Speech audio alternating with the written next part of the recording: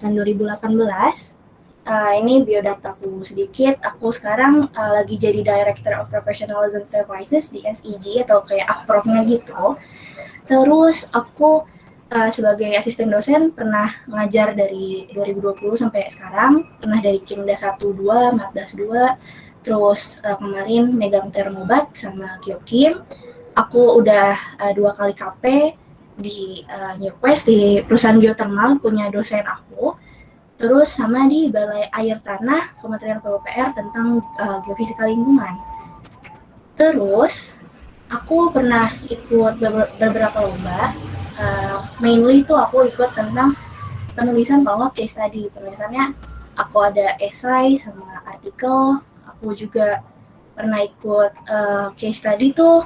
Aku suka kayak berpikir kritis terus kayak memecahkan masalah, tapi in unique way gitu. Karena apalagi aku punya background geophysicist, geoscience, itu kita kan di ranahnya oil and gas, terus mining atau nggak geothermal, dan mereka ini di industri membutuhkan inovasi yang baru, dan beberapa juri di sana tuh merupakan orang industri, jadi kita bisa kenalan sama mereka, dan kalau menang kita bisa menjalin relasi dengan baik juga. Aku alhamdulillah pernah menangkan beberapa, tapi ya ini masih belum seberapa gitu dibanding sama teman-teman aku. Ada yang aku kenalan nih pas lomba, jadi kayak lomba itu bagi aku bukan cuma kayak buat ngisi CV nih, oke itu bener buat ngisi CV, tapi selain itu aku bisa kenalan sama orang-orang profesional tadi, aku juga bisa kenalan sama teman-teman universitas lain, entah dari jurusan yang sama maupun jurusan beda gitu. Ada lagi teman aku yang lebih keren lagi, dia menang lomba 13 kali, itu juara satunya 8, terus dan lainnya tuh juara 2, juara 3 gitu. Jadi aku kayak kalau misalnya dibanding sama teman-teman aku suka bilang, Nela mah lomba mulu gitu, Nela mah ambis. Sebenarnya aku tuh kayak, aku tuh bukan apa-apa gitu. Ada temen aku yang 13 kali menang terus juara satunya 8 gitu loh. Aku kayak gak seberapa lah dibanding dia. Jadi mungkin teman-teman awalnya mungkin kalau lihat temen yang kayak gitu kayak awalnya insecure, tapi perlu diperbaiki gitu. Kalau insecure ini bisa loh jadi kayak pembangkit semangat kita gitu, kayak kok dia bisa, kenapa gue enggak gitu. Terus kalau misalnya kayak udah ikut tapi nggak lolos, entah di penyisihan nggak lolos ataupun nanti nggak menang, ya nggak apa-apa, karena yang penting tuh pengalamannya. Kamu jadi tahu, oh lomba tuh kayak gimana. Ya lagi azan, gimana nih, mau aku lanjut atau menunggu azan selesai? Tunggu juga nggak apa-apa kok, Kak. Oke, tunggu ya. Oke.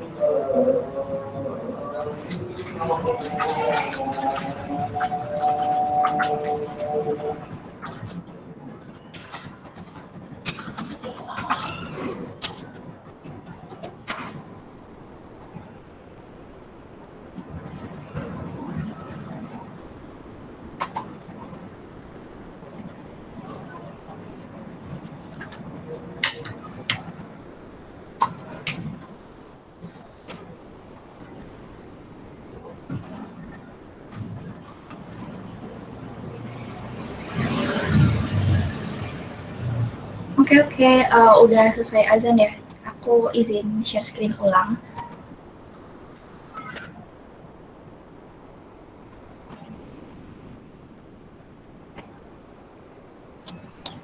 Jadi tadi aku sampai ngomongin tentang insecure.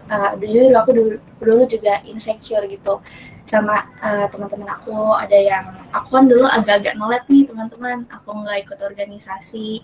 Terus dari zaman ospek aku juga jarang masuk karena sering sakit. Jadi aku agak insecure lah, teman-teman aku kok udah di organisasi pengalamannya banyak ya. Terus udah ada panitia juga, udah ada yang ikut lomba, ikut paper, aku kok belum ya. Jadi aku pertama kali nekat ikut lomba tuh ikut paper pertama kali itu di 2019. Itu aku masih tingkat 2. Aku submit paper ternyata diterima. Terus kayak pas di sana walaupun aku kena omel juri, tapi aku bisa kenalan sama teman-teman jurusan lain. Terus dari menurut aku ya, teman-teman dari jurusan lain bahkan lebih open buat sharing materi, sharing ilmunya dibanding sama teman-teman dari jurusan kita sendiri gitu. Karena kan mungkin kayak kalau kita dari satu universitas kan jatuhnya kayak saingan gitu ya. Jadi kalau sama teman-teman di univ lain itu malah mereka open banget gitu buat sharing karena emang gak ada saingan gitu karena beda universitas. Makanya aku senang pertama kali ikut lomba, walaupun aku kalah, walaupun aku diomelin juri, tapi aku punya banyak oleh-oleh gitu. Dan oleh-oleh itu aku jaga sampai sekarang, sampai ikut lomba-lomba yang lainnya juga. Oke, jadi inti dari sharing aku barusan adalah jangan takut untuk mencoba karena kita kan nggak tahu kalau misalnya nggak dicoba. Kalau misalnya kalian takut ikut lomba, kalau kalau misalnya kalian nggak coba ya udah kalian takut terus gitu. Kalau misalnya kalian face it, kalau kalian hadapin, terus nekat lah ya. Kita tuh kadang butuh suatu kenekatan dan suatu kebodoh amatan gitu. Kalau misalnya untuk lomba, ada lagi pesan dari temen aku, jangan nargetin untuk menang, tapi targetin untuk diri kalian sendiri. Apa yang bakal kalian peroleh dengan ikut lomba itu. Karena pengalaman itu guru terbaik ya. Kita nggak bisa, kadang kita tuh nggak bisa cuma pengalaman dari cerita orang aja gitu. Mungkin kalian dari aku cerita gini, pengalaman yang kalian dapat tuh nggak gitu banyak kalau kalian nggak coba sendiri. Makanya kalau ada lomba apapun, mau lomba di luar bidang kalian, teman-teman kan biologi ya. Jadi kalau misalnya ada lomba selain keilmiahan, kayak lomba fotografi ataupun lomba seni, itu nggak apa-apa teman-teman ikutin aja, nggak harus sesuai sama jurusan kalian. Kalau menurut aku lomba itu kayak gitu ya, kayak untuk membuktikan siapalah yang lebih baik. Kalau kalah ya artinya kita harus belajar lagi. Kalau menang ya udah, tapi jangan tinggi-tinggi gitu senangnya. Senang boleh, tapi ya udah keep it low, terus down to earth, dan kita harus sharing-sharing karena ilmu yang kita dapat itu suatu anugerah lah ya. Jadi kita harus bagi-bagi, gak boleh pelit dan cuma boleh nahan kalau ada ujian. Kalau nggak ada ujian ya jangan ditahan ilmunya gitu. Nah, sampai sini ada yang mau ditanyain atau kita mau langsung mulai ke materi?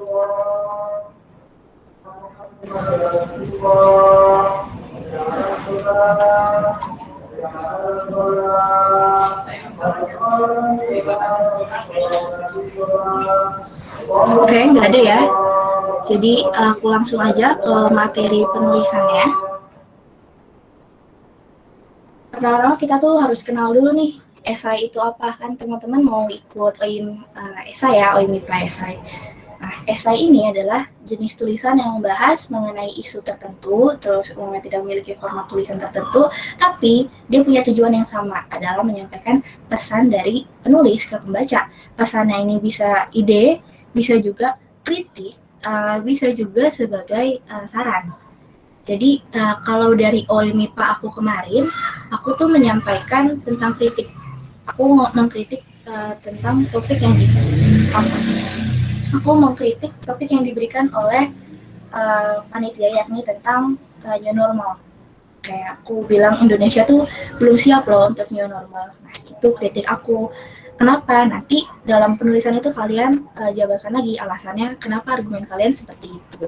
Tapi kalau misalnya kalian ingin menuliskan esai tentang ide-ide, itu kalian berarti pesannya adalah modifikasi ataupun ide kalian itu. Contohnya adalah kalian ingin mengolah minyak bumi tapi nggak pakai api, jadi karbonnya akan berkurang. Nah, itu apa ide kalian? Bisa pakai fotovoltaik, terus bisa pakai dengan bantuan panas dari geothermal atau listrik gitu. Jadi itu salah satu kalau misalnya tentang ide ya, ide ya dalam esai. Idenya dalam hal ini ide pembaruan teknologi gitu.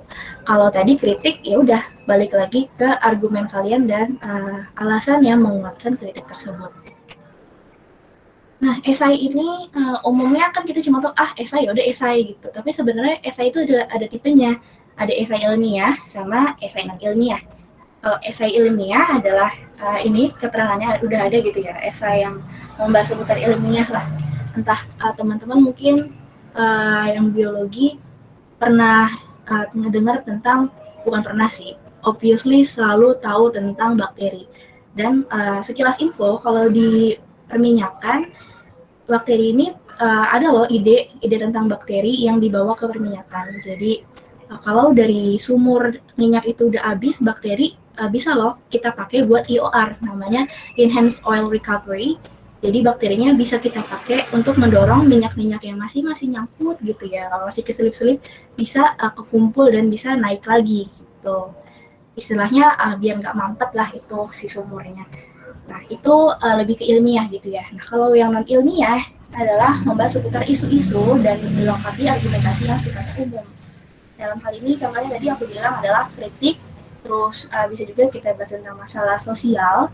Kayak tadi kan kita sempat bahas insecure gitu ya, itu bisa kita taruh esainya dari esai non ilmiah. Oke, dari perbedaan esai ini ada yang mau ditanyain? Belum, Kak. Belum ya? Oke. Nah, ini aku ada contoh esai ilmiah sama non ilmiah. Yang kiri itu esai ilmiah aku sama teman aku, kita nulis bareng. Namanya Vulture atau Photovoltaic Agriculture sebagai pemenuhan kebutuhan primer di Indonesia. Jadi ideku ini, aku pengen menerapkan sinar solar PV di pertanian kayak buat irigasinya lah, kan butuh listrik gitu ya, daripada mereka pakai diesel kan nanti karbonnya tuh banyak gitu.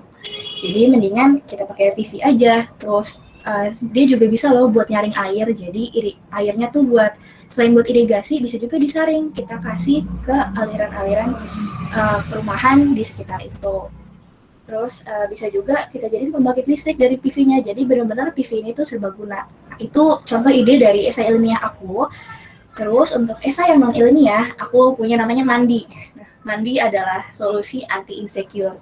Mandi ini apa? Nah, Mandi ini adalah ide aku gitu, ide sebuah aktivitas atau campaign namanya Mandi untuk mencegah insecure itu terus bertahan dalam diri kita, karena insecure itu nggak baik. Nah, aku udah contohin beberapa nih di sini. Ini udah aku ikut lombain yang kiri, yang si ilmiah. Yang kanan aku cuma ikut dari pelatihan, itu hasilnya kayak ini. Mungkin teman-teman kayak bingung, apa sih Vulture, apa sih Mandi, kenapa harus disingkat-singkat gitu. Jadi kalau dalam penulisan esai, kita tuh perlu menulis suatu singkatan untuk dijadikan nama produk atau output dari esai kita.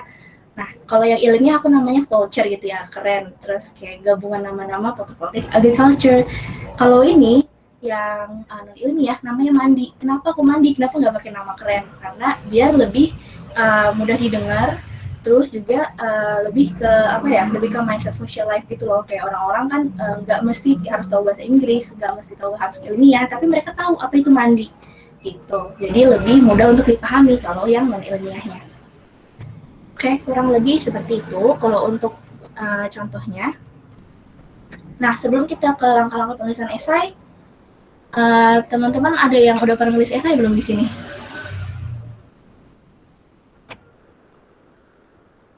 esai diri sendiri mungkin Pak. Oh, oke. Itu kayak buat beasiswa gitu ya? Iya. Oh, I see, I see. Oke. Berarti lanjut aja ya.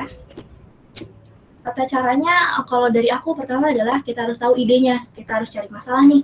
Bukan berarti kita harus membuat keributan ataupun bikin sensasi biar viral, enggak. Kita harus cari masalah yang ada di sekitar kita aja. Contohnya paling gampang adalah dari SDGs. Kita bisa lihat tuh ada 17 yang bisa kita bahas satu-satu. Terus ada juga nih yang lagi kita hadapin sekarang nggak selesai-selesai adalah PPKM. Pelan-pelan kita mati gitu. Ini bisa kita jadiin topik esai yang esai kritis ataupun kita juga bisa jadiin esai non ilmiah berupa kritik atau argumentasi. Jadi benar-benar kita harus cari masalah yang viral dan ada di sekitar kita. Kayak gitu. Oke, kita mau coba sekarang. Ini sempat agak-agak booming si Le Minerale.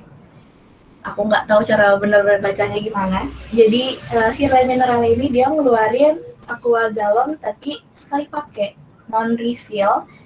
Nah, kalau misalnya teman-teman ngelihat gitu, lihat botol ini pertama-tama, kalau kalian mau nulis esai, nggak harus ribet-ribet ya. Kita kalau nulis esai pelan-pelan dari hal sesingkat mungkin nggak apa-apa gitu.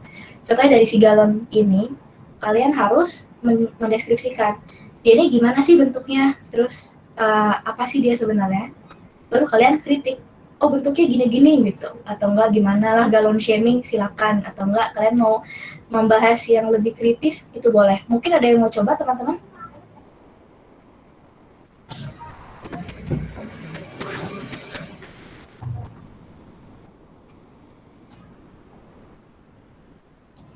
Gak ada ya? Ya udah nggak apa-apa kalau nggak ada yang mau coba. Lagian ini juga bukan asistensi, aku nggak bisa ngasih kalian hadiah ataupun poin, jadi uh, mungkin kurang lebih nanti teman-teman bisa coba sendiri mendeskripsikan dan mengkritis dari galon ini. Aku kasih contoh.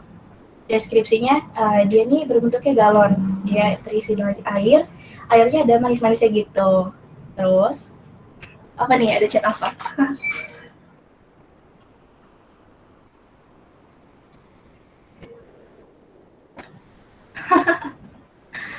Ya wes lah, nggak apa-apa guys. Kalau misalnya pasif, aku juga nggak bisa ngasih apa-apa, aku cuma bisa sharing aja di sini.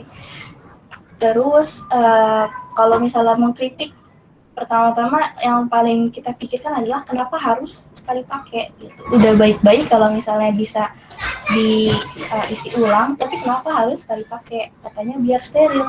Tapi kan kalau kita isi ulang, ada teknologi isi ulangnya yang membersihkan tidak cukup efektif gitulah ya. Mereka kan membersihin juga pakai mesin, bukan orang gitu kan. Orang kan kalian tahu pasti tangannya banyak bakteri lah, terus dengan yang agak-agak menjijikan gitu. Ya kalau pakai mesin otomatis lebih bagus gitu, dan juga bisa pakai suhu yang tinggi untuk mensterilkan. Kenapa harus bisa sekali pakai, malah memperbanyak sampah gitu. Itu contoh kritisnya. Ya mungkin nanti teman-teman bisa lebih baik lagi daripada aku mendeskripsikan si air manis ini. Terus tahap kedua adalah ATM. Apa ini? Kenapa ada ojek? ATM itu adalah bukan singkatan dari mesin pengambil uang. ATM itu adalah amati, tiru, dan modifikasi. Pertama-tama kalau kita lihat ojek nih kayaknya bapak-bapak gitu ya, terus sukanya nongkrong di pengkolan lah, kayak sinetron, atau enggak di pertigaan. Nah, tapi seiring adanya waktu berjalan, nah adanya ojol, kayak gitu. Apa sih ATM? Dan tadi aku udah bilang, amati tiru modifikasi. Ada orang, Pak Nadim sama rekan-rekannya gitu ya, dia mengamati, oh ojek ini kayaknya ini deh susah gitu. Kalau misalnya orang yang rumahnya jauh atau enggak yang lagi butuh dadakan nggak ada ojek di dekat tempatnya, yaudah deh kita tiru aja, kita bikin ojek. Tapi gimana? Kita modif nih pakai online, makanya ada ojol. Kayak gitu. Ini tidak disponsori oleh pihak ojek online manapun. Aku pure ngambil dari pelatihan yang aku ikutin juga, sempat aku ikutin. Jadi kalau misalnya teman-teman tadi nggak punya ide yang fresh gitu ya, kayak bakteri buat ngambil minyak, kayaknya terlalu bosen deh ya mungkin teman-teman gitu. Atau enggak, ya itu udah ada nih punya orang idenya, kita gimana ya? Ya udah kalian lihat dari sekitar kalian. Kayak misalnya, iya plastik banyak. Aku bikin bakteri yang bisa bukan bikin ya, bakteri ciptaan Tuhan, maksudnya kayak kalian cari bakteri yang cocok gitu buat ngurangin plastik, tapi yang cepat gitu, bukan yang kan plastik bisa terdegradasi beberapa lama gitu. Kalau nggak ada plastik singkong yang bisa manually, naturally degradasi. Tapi kalau misalnya kalian pengen bikin yang lebih wow lagi, misalnya kalian gabungin lah bakterinya sama apa, sama jamur atau gimana. Aku kurang ngerti biologi, cuma kayak kebayang aja. Kemarin tuh ada teman aku yang menang lomba esai nasional, dia pakai bakteri untuk mengolah styrofoam sama plastik dicampur bareng sama jamur. Jadi kayak mungkin teman-teman ini kan kayak idenya belum ke shout out banget gitu ya. Dan teman-teman bisa kembangin lagi, ataupun ada teman-teman yang punya ide lebih menarik, boleh itu yang secara ilmiahnya. Kalau non ilmiah, kalian kritik lah itu, misalnya kayaknya aplikasi ojek online mereka juga buka lapangan besar deh, tapi mereka juga menyulitkan kaum-kaum yang udah tua. Gimana nih ide kalian tuh harus gimana, entah bikin aplikasi yang bukan aplikasi, maksudnya kayak fitur yang orang tua friendly gitu dalam aplikasi ojek online ini, atau bagaimana gitu. Kalian bisa lah mengadakan suatu ide tentang sosialisasi dan sebagainya di bagian esai non ilmiah. Nah, terus setelah kalian udah punya ide, setelah kalian udah menemukan lah ATM tadi, kita harus punya flowchart diagram atau diagram alir. Nah, diagram alir ini merupakan alur brainstorming, alur cara berpikir kita dalam menulis esai. Contohnya nih, aku pernah kemarin ikut lomba di Geoscope UGM tentang mitigasi bencana. Aku punya produk dari hasil esai itu, namanya Sarwa Palaka. Sarwa Palaka ini merupakan sistem untuk mitigasi bencana di daerah Yogyakarta yang cocok untuk Gunung Merapi, tapi juga cocok untuk bangunan-bangunan. Contohnya kayak bangunan bersejarah si Candi Prambanan. Terus aku bikin si diagram alirnya. Solusi dari Sarwa Palaka nih menawarkan apa gitu. Solusinya apa? Ada solusi jangka pendek sama jangka panjang. Pendeknya gimana? Pembuatan regulasi. Regulasinya ada apa aja? Ada peraturan, denda, terus ada izin membangun bangunan.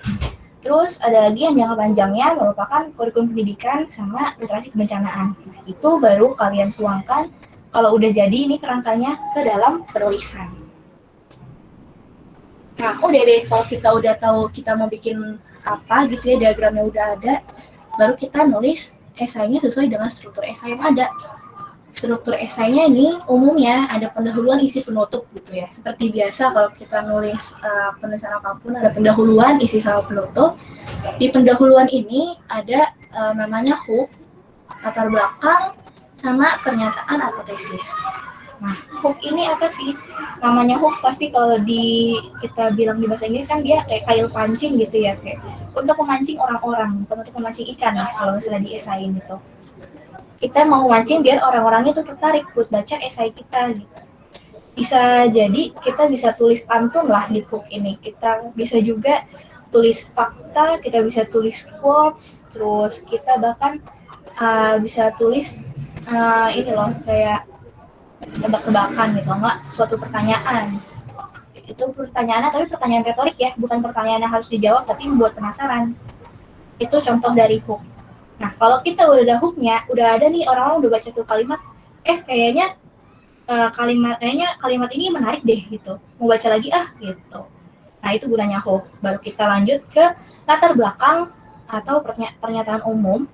Biasanya setelah hook ini kita bahas latar belakang, kenapa sih kita mengambil ide ini, latar belakangnya apa, disertai dengan fakta.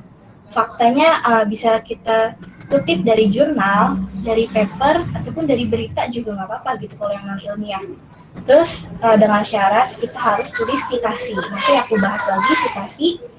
Terus kalau kita udah selesai ngebahas tentang latar belakangnya, kita tulis dulu juga di situ permasalahannya apa di dalam latar belakang. Kalau udah ada permasalahan yang kita bahas, kita tulis kalimat pernyataan atau tesis. Nah, kalimat pernyataan atau tesis ini gunanya adalah untuk kayak kesimpulan sementara atau hipotesis dari esai kita. Apa yang mau kita bawa dalam esai ini. Contohnya, pendahuluan. Di sini aku pakai esaiku tadi si voucher. Ini ada pendahuluannya tuh.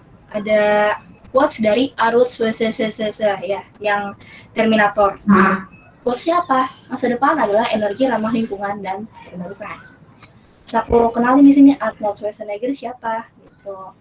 Terus aku tulis juga nih di bawah-bawah, udah ada latar belakang, udah ada permasalahan. Aku tulis pertanyaan retorik tadi juga. Ini kayak aku masih jadiin satu kalimat untuk memancing orang. Kayak sebenarnya aturan ini tadi kayak sebagai formalitas ataupun struktur yang baik. Tapi kalau misalnya kalian mau bikin satu paragraf full itu hook semua, itu nggak masalah. Dengan aku tambahin pertanyaan retorik ya. Apa kegunaan energi matahari? Mengapa harus energi matahari? Tuh, kayak kita pun tahu lah, energi matahari tuh ya udah naturally terus paling besar, apalagi kita di khatulistiwa, dan ya nggak habis-habis gitu, kecuali kiamat ya, jangan sampai. Nah terus baru aku bahas ke kalimat setelahnya. Ini masih di pendahuluan ya. Kalian di pendahuluan tuh nggak harus satu kalimat, nggak harus satu paragraf aja. Kalian bisa bikin 2-3 paragraf, maksimal tuh 3 paragraf. Nah, paragraf lanjutanku adalah tentang Indonesia merupakan negara tropis dan lain-lain. Aku mau bahas tentang potensi adanya penambahan energi kalau kita pakai photovoltaik atau solar PV. Terus di terakhir nih, kan aku bilang aku tambahin tesis gitu ya, sebagai hipotesis atau jawaban sementara dari esai yang mau aku bawakan adalah tentang silviculture atau photovoltaic agriculture. Jadi aku di sini tulis pemanfaatan sinar matahari lalala, terus dapat pula dioptimalkan di pertanian Indonesia dengan penerapan culture, yakni photovoltaic agriculture gitu. Nah, setelah sampai di sini, sampai kita selesai ngomong tesis, udah bagian pendahuluan selesai. Jadi kita bisa langsung ke bagian isi. Di sini apa sih? Di bagian isi itu ada kalimat utama, pendukung, sama kesimpulan. Kayak kita bikin paragraf biasa. Terus di bagian isi, menurut aku jangan banyak-banyak. Seenggaknya minimal tuh 2 paragraf, tapi maksimalnya tuh 5. Boleh 5, tapi tergantung juga too much nggak. Jadi nanti kalian bisa consider lagi apakah ini too much. Terus juga kalian sesuaikan lagi dengan peraturan dari OIM-nya gitu ya. Kalau misalnya teman-teman selain mau ikut OIM, ya udah pasti kan kita selalu dikasih tentang persyaratannya, terus tata cara menulisnya gimana, itu selalu dikasih, jadi harus dibaca dengan teliti juga. Terus ini kayak biasa ya kita nulis paragraf di bahasa Indonesia tuh kan ada kalimat utama, kalimat pendukung. Kalimat utama ya topik dari paragraf itu apa, terus kalimat pendukung kita menjelaskan atau menguatkan si topiknya tadi, baru kita kasih kalimat kesimpulan di paragraf itu. Bisa juga kalimat kesimpulan sekaligus penyambung antara kalimat satu dengan kalimat lainnya untuk di paragraf yang berbeda. Oke, ini contoh dari isi. Ini aku kenalin dulu nih di bagian isi. Culture itu apa? Culture adalah photovoltaic agriculture, merupakan suatu inovasi sebagai solusi dari pencemaran lingkungan, pemerataan listrik, dan kesediaan pangan. Gitu. Terus aku jelasin lagi dan lain-lain, ini kalimat pendukungnya. Terus ini kalimat kesimpulan dari paragraf pertama yang bagian isi ini. Dengan demikian, emisi gas rumah kaca atau GRK yang dihasilkan di sektor pertanian dapat ditekan dengan cukup baik.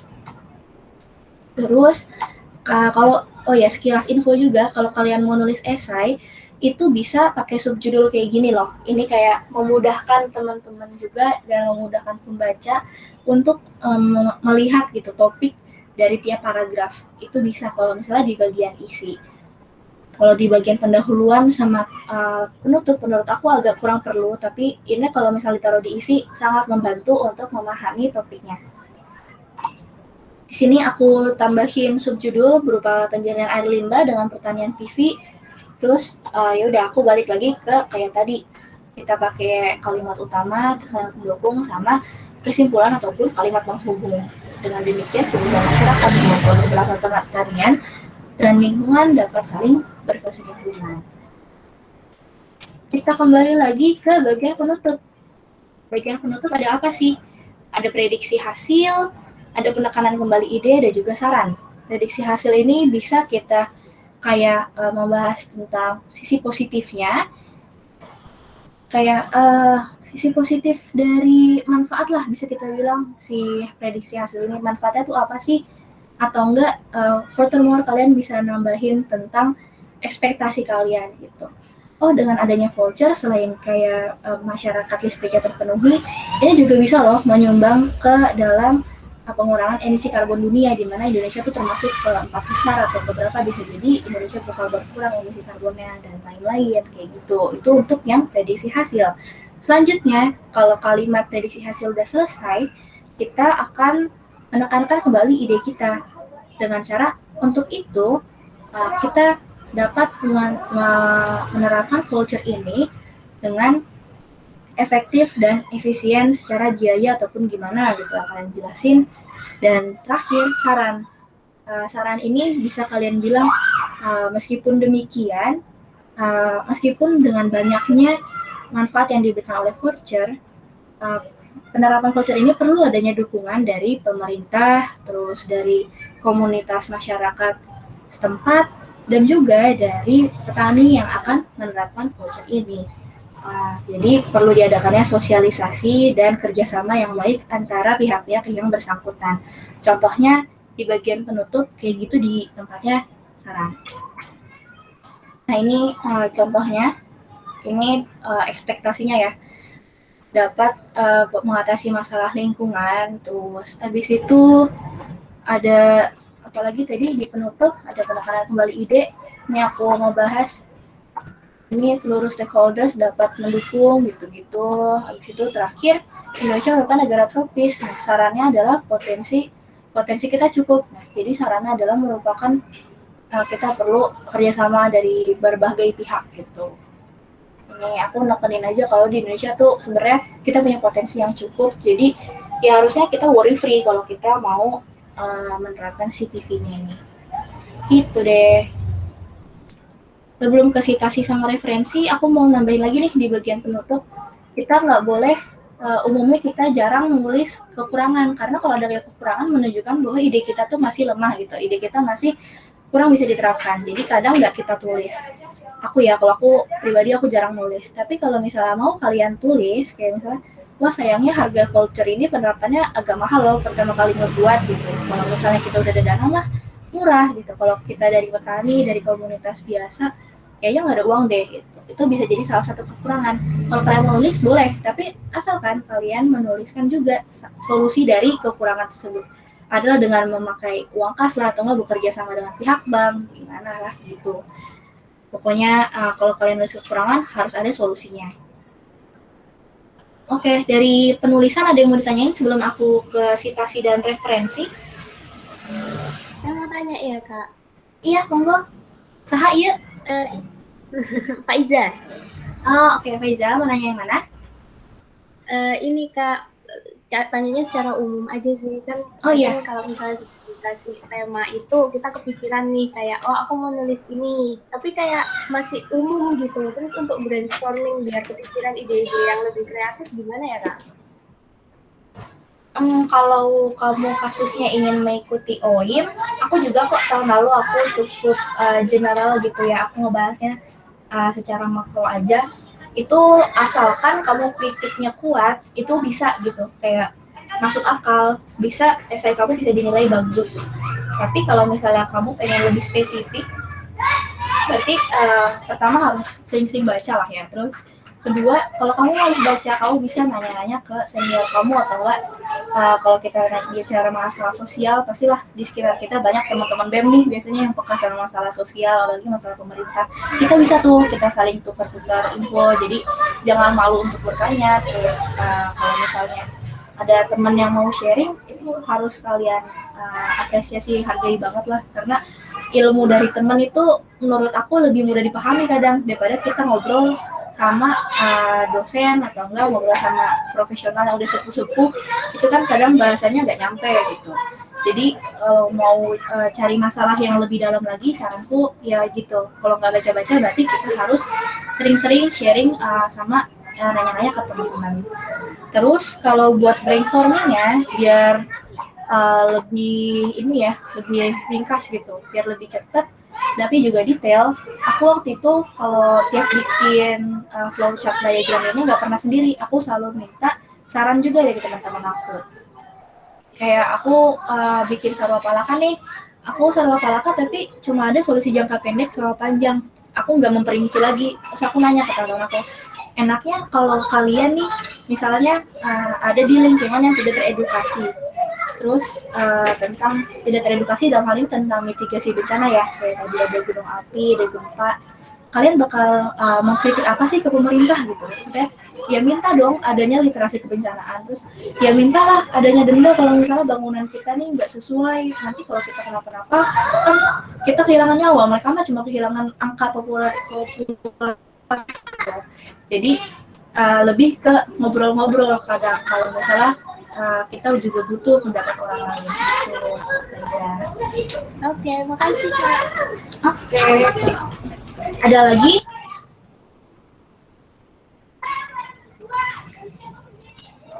Oke, kalau nggak ada, aku lanjut ke penulisan citasi sama referensi ya. Oke, kalau kita di penulisan citasi sama referensi ini wajib, bukan fardu ain gitu, ini bukan sunnah juga, wajib untuk pokoknya kayak sholat 5 waktu lah. Kita menulis apapun, mau esai ilmiah, mau esai not ilmiah, kita wajib nulis citasi sama referensi. Kalau enggak, kita masuk ke plagiarisme. Walaupun kita nulis kadang ada plagiarism checker gitu ya. Kalau kita di bawah 40% atau di bawah 20% tuh kayak masih fine. Tapi kalau kita udah lebih dari situ, itu udahlah auto terbuang gitu esai kita. Apalagi nanti kita bakalan nge-skripsi ya teman-teman. Jadi oh iya, kita juga meminta kan kalau misalnya ngambil ijazah harus ada ini ya, ada surat buat kalau nunjukin kalau kita nih udah punya publish paper, atau nggak kita pernah jadi speaker di conference. Makanya kita nih perlu banget nulis citasi sama referensi. Citasi ini untuk kalimat, pernyataan atau fakta dari sumber bacaan, bisa juga kayak gambar-gambar. Nah kalau misalnya kalian gambar dari Google kayak tadi aku, itu nggak ditulis nggak apa-apa, tapi kalau kalian tulis sumber Google itu nggak apa-apa. Terserah kalian, karena Google kan free source ya.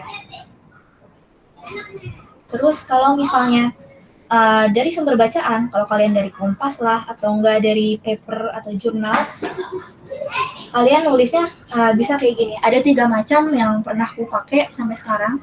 Menurut Widya Stuti, tahun 2013, ini tahunnya merupakan tahun terbitnya paper tersebut gitu. Dia menyatakan apa, bla bla bla.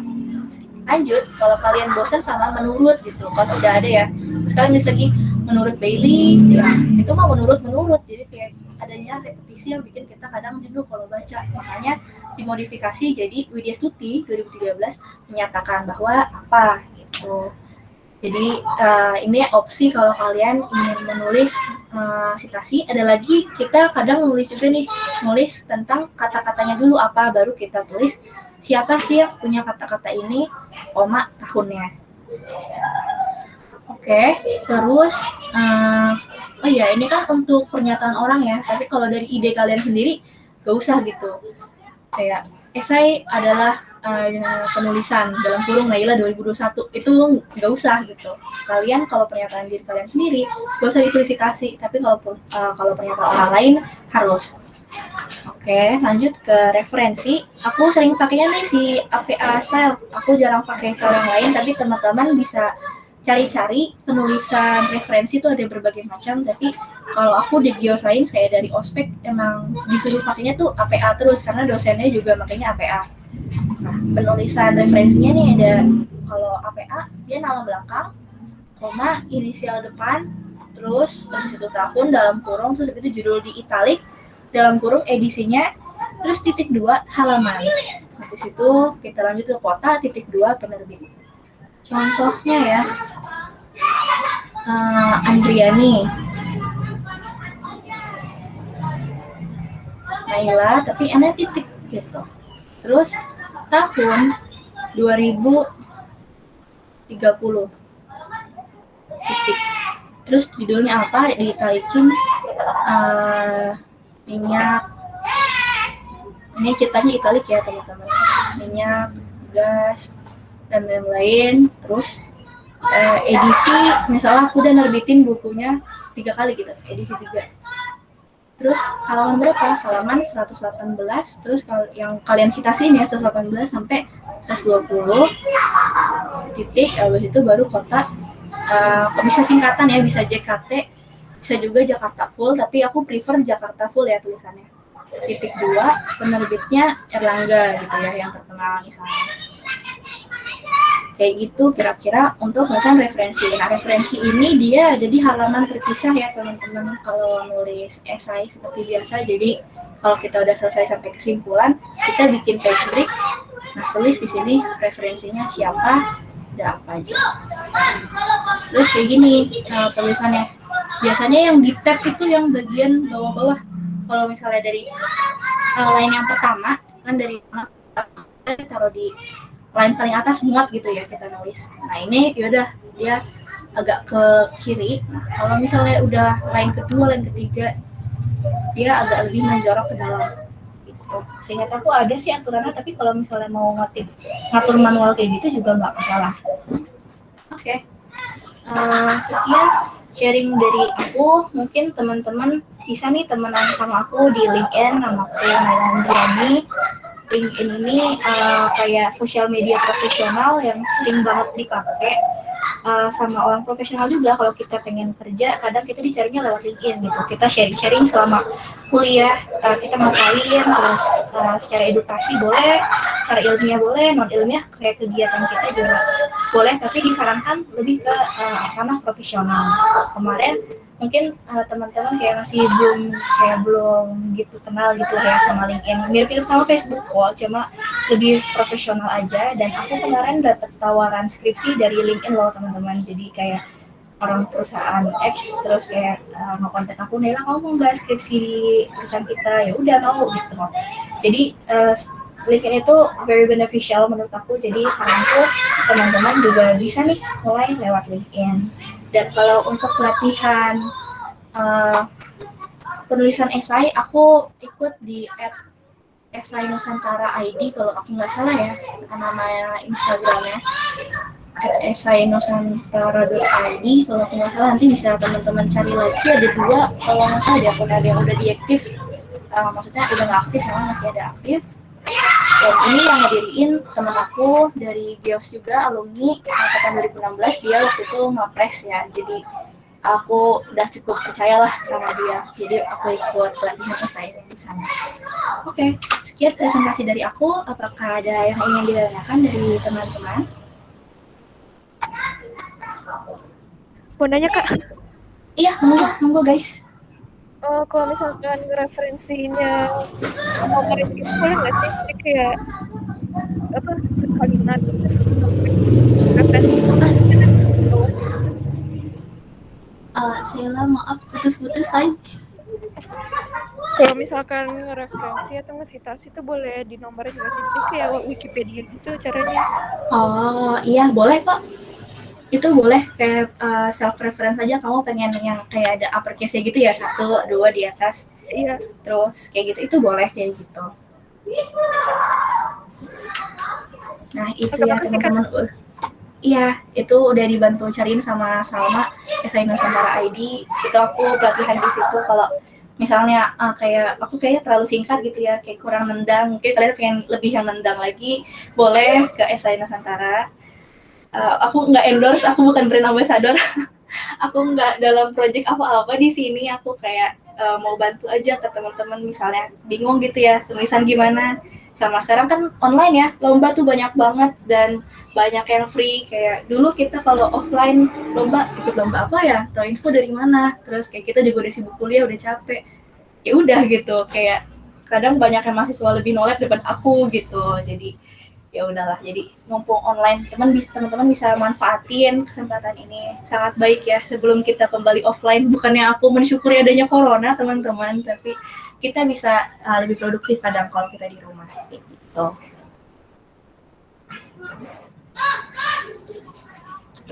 Oke, ada yang mau ditanya lagi mungkin Riko?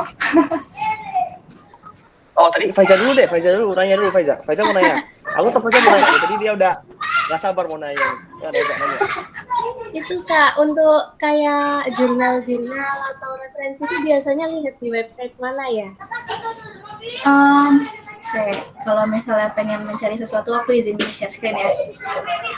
Misalnya nih, aku pengen belajar tentang EOR tadi, Enhanced Oil Recovery, atau treatment untuk menggunakan kembali minyak yang udah habis di sumur. Gimana ya aku carinya? Pertama, EOR, aku ketik dulu EOR, kepanjangannya boleh, Enhanced Oil Recovery. Terus kamu ketik di sini .org.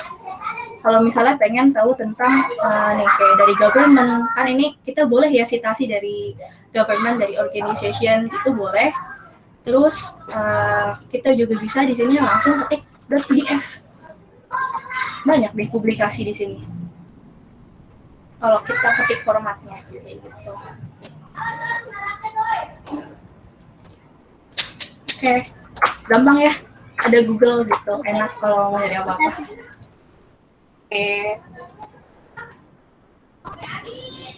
Oke. Jadi ada Kak, aku yang nanya ya Kak, boleh ya?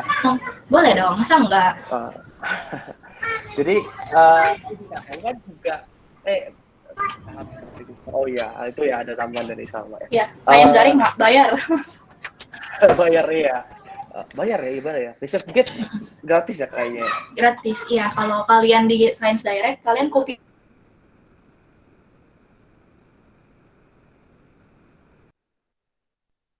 Ini suaranya kayaknya di aku hilang apa? Emang nggak ada suara ya? Hilang di aku juga, Kak. Hilang kan ya? Hilang kan? Nah, hilang kan. Halo, maaf, internetku hilang. Oh iya Kak, nggak mau. Tes halo. Ya? Halo.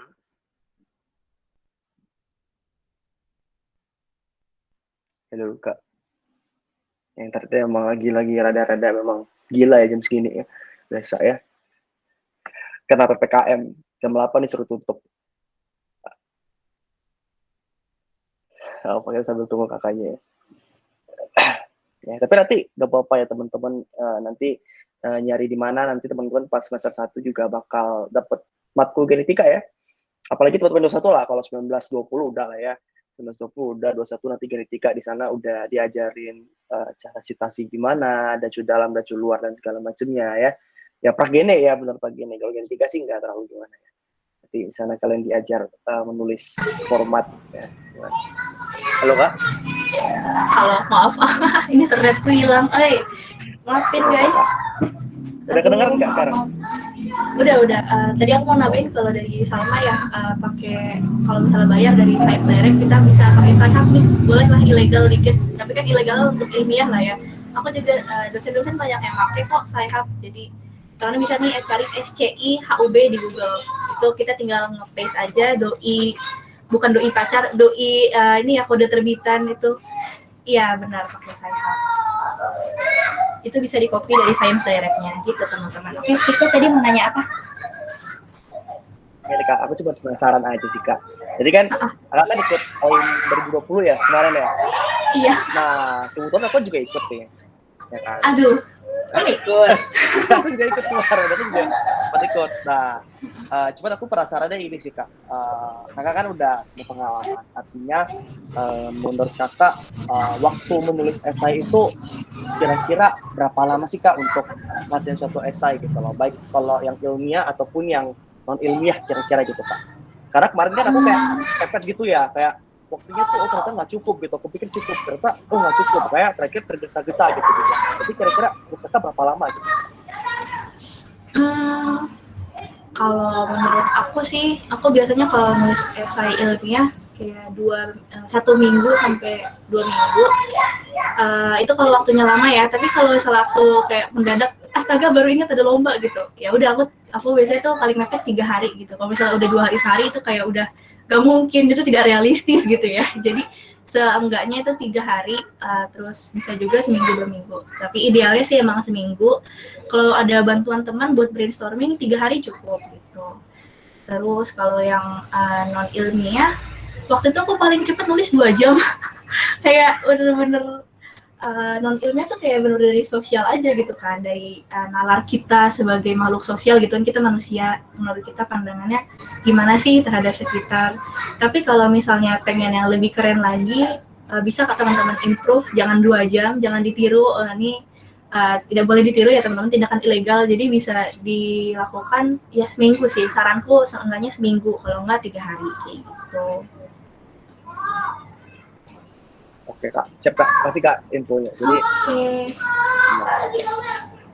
Masa sih kamu ikut? Kayak di multichat nggak ada deh.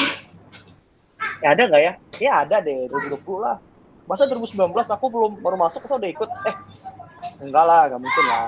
Kayaknya 2020 sih kak. Kayaknya ya, aku lupa. Apa aku terakhir nggak summit ya? Nggak, aku lupa kak. Tapi aku ada di invite di grup gitu kak. Jadi di invite di grup, ada grup chat ya kan. Aku kan ada grup chat ya, jadi cuman nggak tahu setelah itu mana-mana. Jadi karena juga lupa juga sih. Jadi Hamin kemarin tuh Hamin 2 jam juga sih baru nulis, makanya kayak terburu-buru gitu kan, nggak selesai gitu. Makanya juga jadi pelajaran sih. Jangan kasih lupa. Gak apa-apa kok. Kan tadi aku bilang menang gak menang itu kayak ya udah bonus gitulah ya. Menang itu suatu bonus. Seenggaknya kita dapat pengalaman, kayak tadi Riko juga cerita. Kayaknya harusnya nggak 2 jam gitu ya ngerjainnya. Bisa lebih lama biar lebih bagus gitu.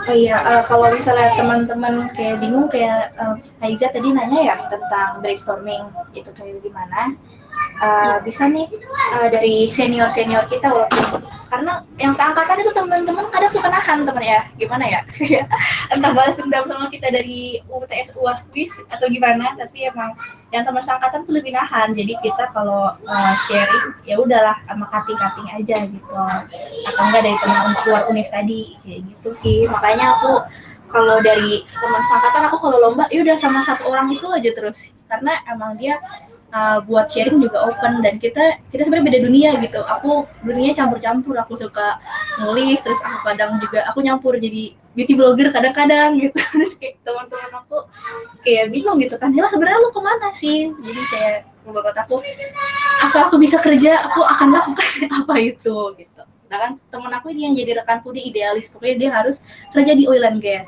Makanya aku suka nyerempet kemana-mana, tapi aku ada teman dia jadi bisa sharing gitu sih. Dan hal sekecil jadi beauty blogger pun kayak nulis review, atau enggak kalian ngomong di blog atau YouTube gitu, itu sebenarnya kita pakai konsep esai teman-teman. Kita nulis kalimat utamanya gimana, terus opini kita apa, conclusion dari produknya itu apa, respon di kulit kita gimana, dan nilainya berapa. Itu menurut aku udah termasuk kayak kita nulis esai. Jadi kalau misalnya teman-teman yang cowok jadi beauty blogger juga banyak, kalau Riko gitu misalnya ingin jadi beauty blogger, monggo, untuk melatih kemampuan esainya juga gitu. Teman-temanku banyak kok, bukan gimana ya, bukan diskriminasi gender lagi, karena beauty has no gender gitu campaign sekarang. Kayak gitu. Jadi kalian gak usah ragu-ragu lah untuk memulai profesi apapun itu, sama mulai nulis apapun itu, gak apa-apa, tulis aja.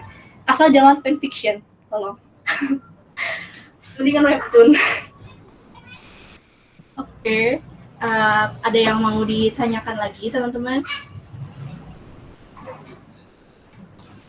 Kalau untuk yang esai berkelompok itu untuk lomba?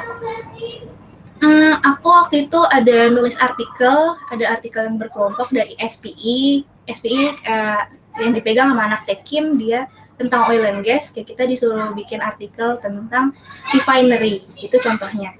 Refinery, kan kalau di migas, refinery itu kayak kita ngebakar si kerogen ini ya, kita ada minyak mentah, crude oil kita bakar, tapi dibakarnya pakai api sama batu bara lah, kan karbonnya makin-makin ya gitu. Udah dari karbon batu bara dibakar kan jadi CO2, terus nanti dari si crude oilnya dibakar ada CO2-nya lagi, udah berapa. Nah, jadi aku bikin sama teman-teman aku ide, ya udah kita pakai fotovoltaik atau enggak kita gabungin sama geothermal. Itu pertama kalau nulis artikel. Dan artikel ini dibanding esai lebih random gitu, kayak kamu baca di Kompas kayak berita Dewi Persik dicolek atau gimana, itu kan artikel ya, kayak artikel tuh bener-bener free penulisannya, dan antar kalimatnya kalau misalnya nyambungnya nggak banyak juga nggak masalah gitu. Itu kalau artikel itu bisa berkelompok, bisa juga sendiri. Terus ada lagi paper, obviously paper kalau teman-teman ikut paper, kayak tadi kan ada syarat lulus ya buat ambil ijazah, kita harus ikut conference. Itu paper bisa kita submit ke sana.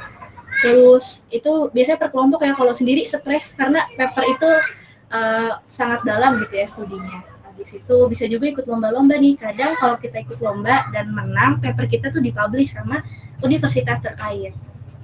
Terus ada lagi esai tentang yang berkelompok, itu tergantung kebijakan universitasnya. Ada yang ngizinin esai berkelompok aja, tapi ada juga yang esai sendiri.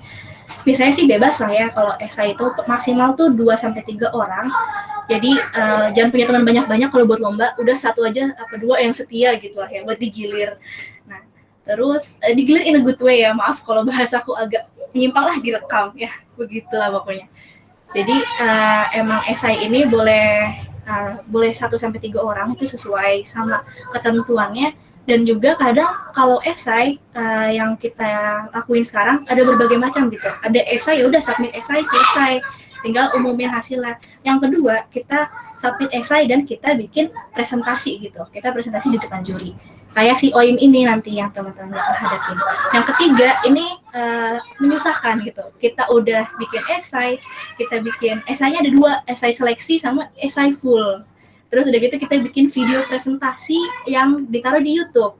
Terus kita presentasi di depan juri. Aku pernah ngikutin yang ini, yang si ribet ini, 4 step, tapi dia tarafnya nasional gitu. Jadi namanya esai nasional. Jadi nanti esai ini kayak ada kesepakatannya gitu, entah nanti kita dipublikasikan sama pihak universitas yang menyelenggarakan, ataupun esai kita jadi topik skripsi mereka dengan nanti nama kita taruh di honor gitu. Siapa yang nggak mau namanya taruh di skripsi orang? Wah. Jadi walaupun ribet, tapi menurut aku cukup worth sih. Jadi ya gitu teman-teman. Kalau praktek bumekan esai ini sesuai dari universitas yang menyelenggarakannya masing-masing. Kayak gitu. Oke, makasih Kak. Oke, sama-sama. Ada lagi? Kak, mungkin aku mau nanya lagi nih Kak. Iya, boleh. Terutama nih kan karena teman-teman ini banyak yang anak kelas 1 nih kayak dia anak baru. Jadi mungkin menurut kakak mereka perlu concern nggak sih ketika mereka nulis esai itu, mereka harus kayak mungkin struggle-nya mungkin beberapa orang mungkin mereka ngeliatnya, aduh ini tata bahasanya gimana ya, ini gue nggak pernah nulis nih, kayak nulis yang ini sopan gak, mungkin orang mikirnya gitu ya, ini sopan nggak atau gimana nggak gitu. Itu perlu diperhatiin nggak kita? Jelas perlu. Kita nggak mungkin kayak gue berpendapat bahwa PPKM menyusahkan mahasiswa dasar pemerintah gitu. Kita nggak boleh ngomong kayak gitu. Tentunya kita harus pakai kalimat yang profesional. Apalagi kalau misalnya pemula, kita nulis idenya tuh jangan ide kompleks kayak penerapan AI untuk menyuruh masyarakat tetap di rumah untuk penegakan PPKM. Itu terlalu rumit gitu ya untuk pemula, kecuali teman-teman emang udah mendalami komputasi, machine learning dan sebagainya gitu. Kalau misalnya pemula dari sosial aja, ya udah kita mikir tentang sosialisasi PPKM kepada masyarakat dengan menggunakan poster atau enggak media apa gitu, kalau dari games itu kan kayak lebih menarik dan lebih simple gitu kelihatannya. Terus kalau dalam penulisannya tentu harus sopan dan langsung ke intinya, jangan bertele-tele. Kita kan tahu ya ada yang kalimat beranak tuh di bahasa Indonesia sama kalimat yang SPOK biasa.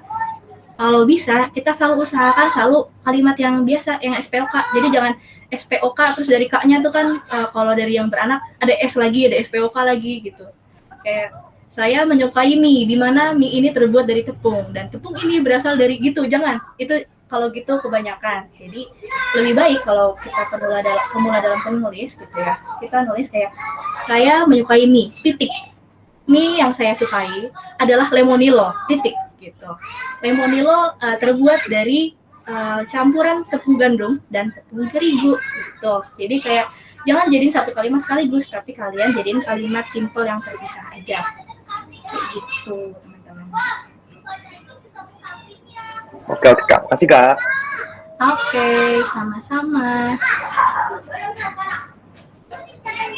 Ada lagi yang mau ditanyakan? Kak, aku mau tanya deh. Iya, monggo Dwi, Ayuni. Dipanggil siapa kamu, saya? Ayu, Kak. Ayu. Halo Ayu.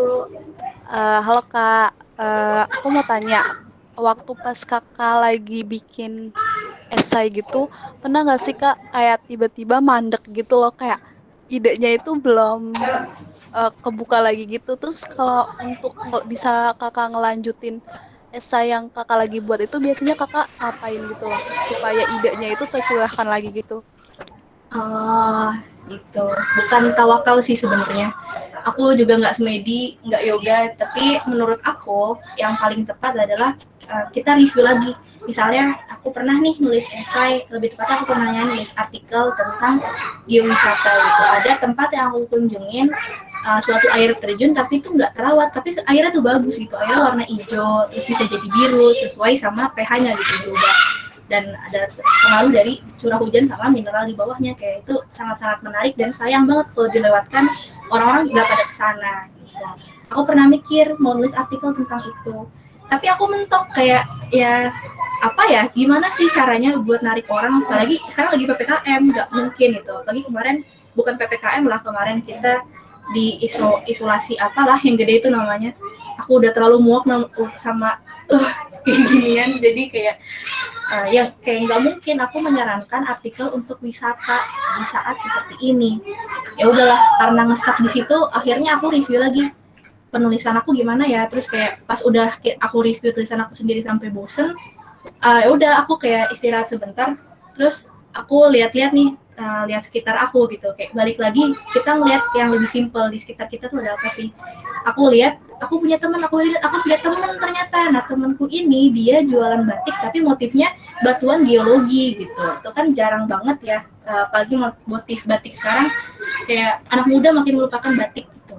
Batiknya juga yang kita pakai udah batik modern gitu, yang cuma batiknya segaris apa enggak, yang cuma rumbai-rumbai itu batik, udah sisanya bajunya polos sama baju Sabrina. Ya udah, jadi kayak aku merasa wah kayaknya ini batik juga menarik loh, dan ada unsur ilmu yang aku dalami juga gitu. Makanya aku langsung nge-kontak temen aku, kita ngobrol-ngobrol kayak kenapa sih kok kamu mau bikin baju batik tapi batiknya geologi gitu. Ya, aku balik lagi cari ke sekitar aku, yang bisa aku raih gitu ya, terus yang bisa juga aku berdalami gitu, yang simpel-simpel aja. Kalau misalnya terlalu ribet kayak tadi, yaudah kita balik ke sekitar gitu. Oke Kak, makasih. Oke, sama-sama.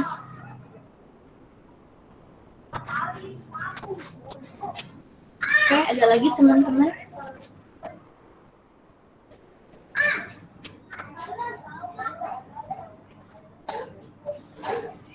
Kak, aku mau nanya Kak. Oke, halo Vinka. Boleh. Kan tadi itu ada bahasa yang ilmiah sama yang ilmiah ya Kak. Nah yang Iya. ilmiah itu biasanya tentang isu di sekitar kita kan ya Kak. Nah itu gak mesti pakai ide-ide yang kita buat kan Kak, yang penting cuma nyalurin apa yang ada di pendapat kita aja gitu ya Kak. Iya, kalau kamu pengen kritik gitu ya maksudnya, itu bisa, itu boleh banget di assignment ilmiah.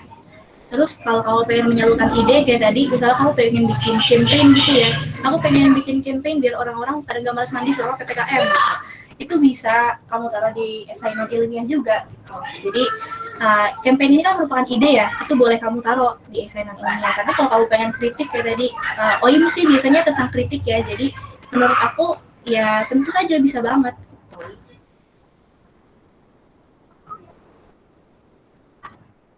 Oke Kak, makasih Kak.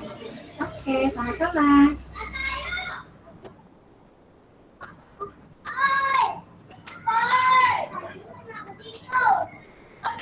Oke, ada lagi teman-teman yang mau ditanyakan? Bertanya lagi Kak, bingung. Ya, monggo. Untuk yang esai non ilmiah itu tetap wajib ngasih referensi atau enggak? Soalnya kan tadi di pendapat kita sendiri. Tetap kalau kita ngasih kayak tadi kan ada selalu ada hook ya yang aku kasih di struktur. Hook itu kan tadi aku bilang bisa pantun, bisa quotes, terus bisa juga tentang fakta. tentunya kalau kita ngomong sama quote sama fakta itu kan kita ngutip dari artikel mana, dari penulisnya siapa gitu. Jadi balik lagi itu wajib sih, kalau misalnya sesedikit apapun nggak masalah. Oke, makasih Kak. Oke, sama-sama. Ayo Riko, kenapa? Nggak apa-apa, aku cuma nanya. Ada yang mau nanya gitu loh tadi. Oke. Tadi langsung ini ya, udah peka tanya. Kayak udah gelisah Mungkin gitu kamu. Ini mungkin aku mulai juga Kak. Kakak sebagai orang yang udah pernah ikut rangkaian OIM MIPA nih Kak. Kira-kira menurut kakak bisa mungkin kakak bisa kasih tips and tricks gitu loh. Gimana sih kayak bisa maksimal gitu loh buat teman-teman ini ngikutin OIM MIPA gitu, rangkaian OIM MIPA. Kira-kira gimana sih Kak? Biar maksimal tentunya kadang kan kita suka lupa sama timeline ya, seperti biasa gitu. Kita sama kuliah aja suka lupa, kadang ada jam kuliah di mana, jam berapa.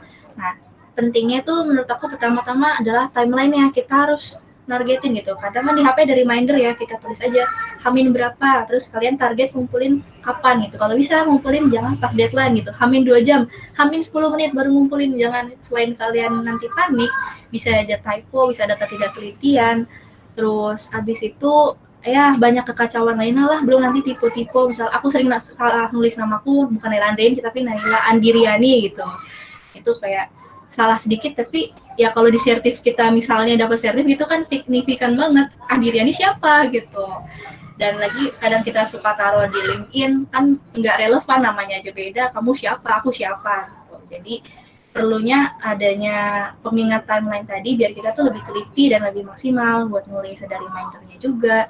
Terus sama tadi kalau kalian kayak yang tadi Evinka tanyain gitu, Ayu tanyain ada topik yang udah kalian punya tapi kayaknya nggak serap, udah kalian harus walaupun kadang ada mukjizat Tuhan gitu ya, kita kayak tadi aku keinget aku punya teman, ternyata aku selama ini nggak nolak-nolak banget tapi aku punya teman, ya udah kayak itu juga suatu pengingat gitu kan dari Tuhan, kayak kamu punya teman loh, kamu bisa punya topik lain ye gitu. Tapi better kalau kalian prepare ada 2 topik yang mau kalian bawa gitu. Kalau misalnya kalian udah nulis topik A tadi nggak serap, kalian harus prepare ke topik B gitu.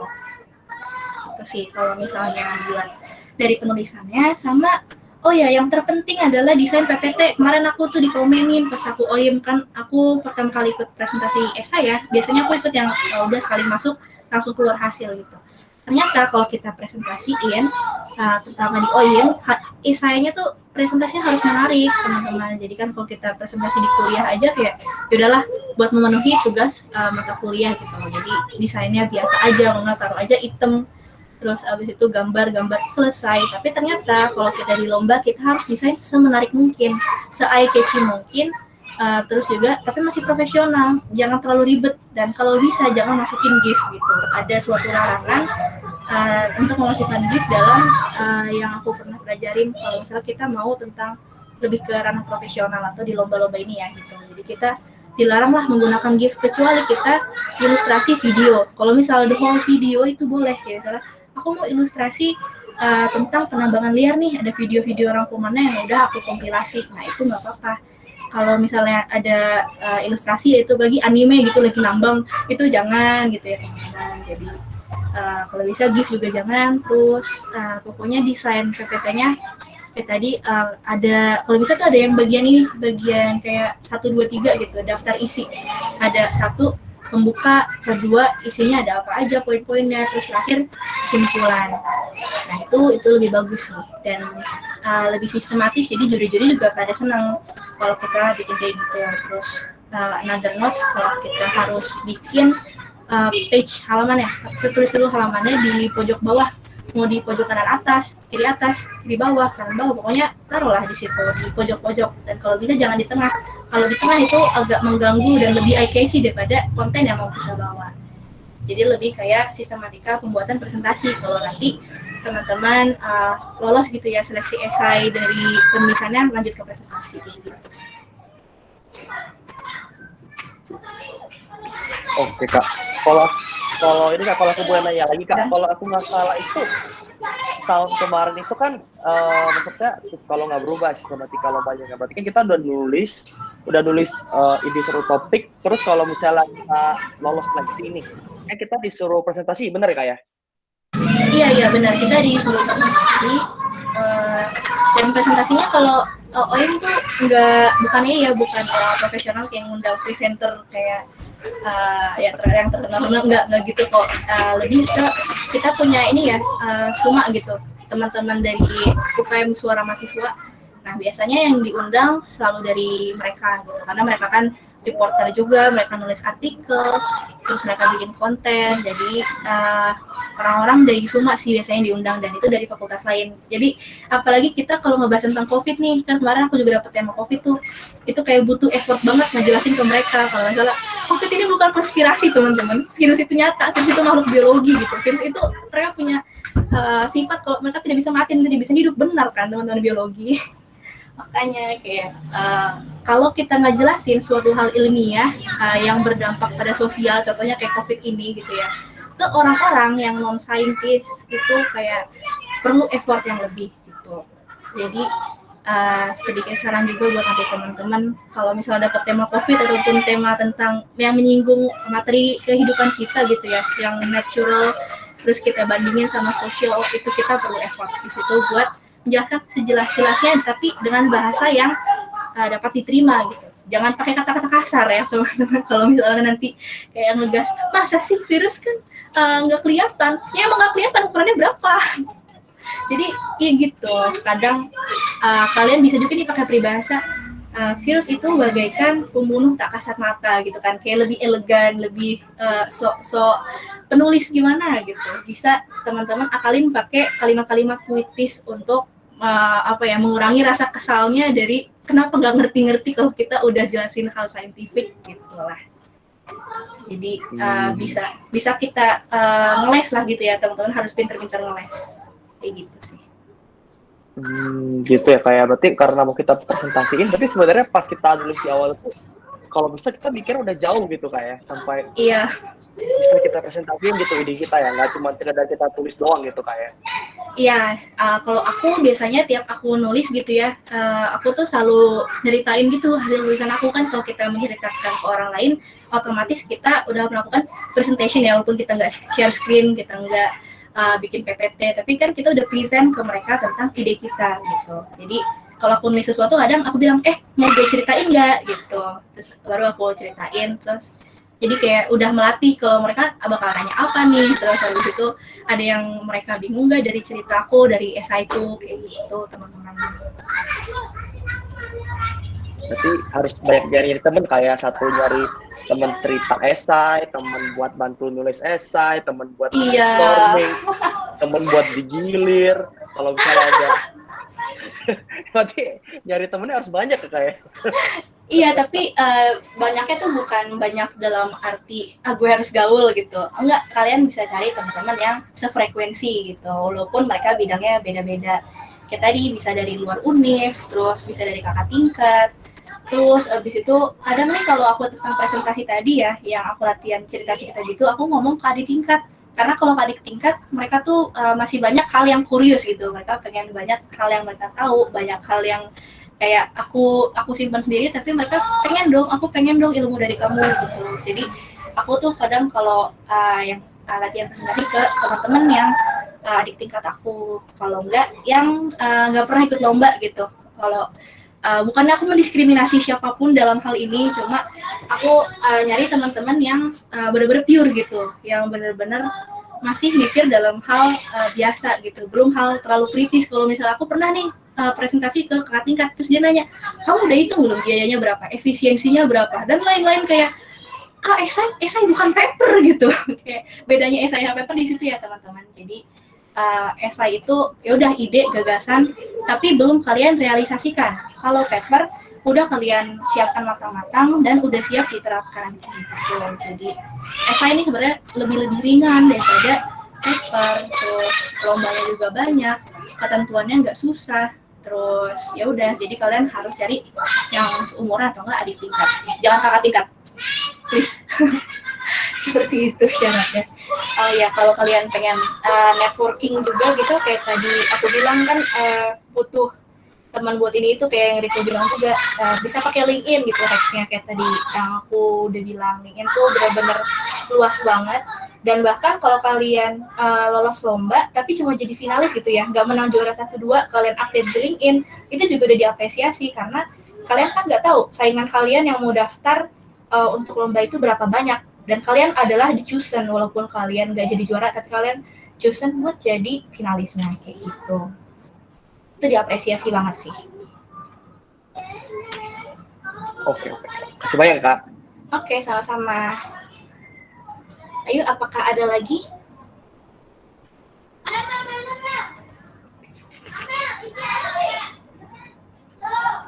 Oke, kalau nggak ada nggak apa-apa.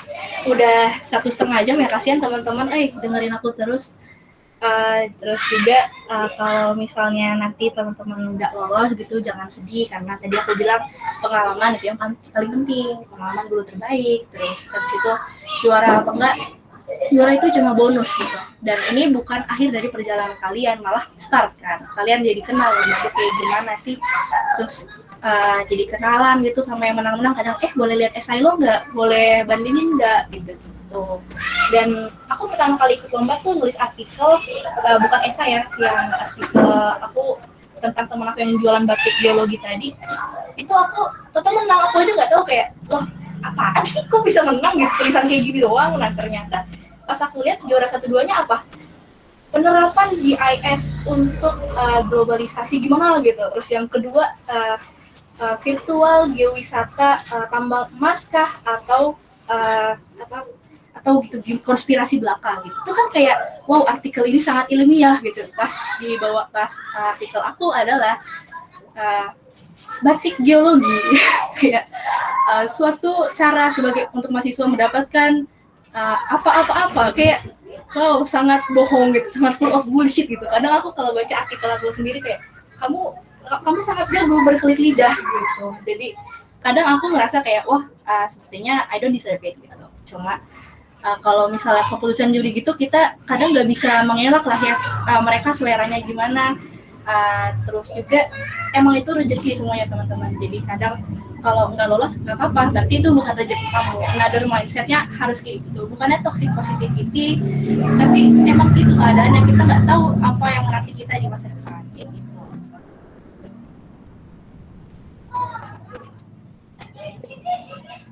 Ya. Oke, jadi ya benar ya. Jadi kata Kak Naila ya, jadi meskipun nggak menang nggak apa-apa ya, kayak aku ya, nggak menang bisa jadi mentor ya.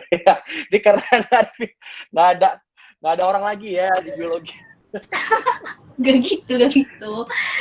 Mereka juga menghargai kamu kok, makanya kamu ditunjuk jadi mentor. Kayak tadi kan, pengalaman itu guru terbaik kok, tenang aja. Pengalaman itu nggak bisa dibeli sama apapun.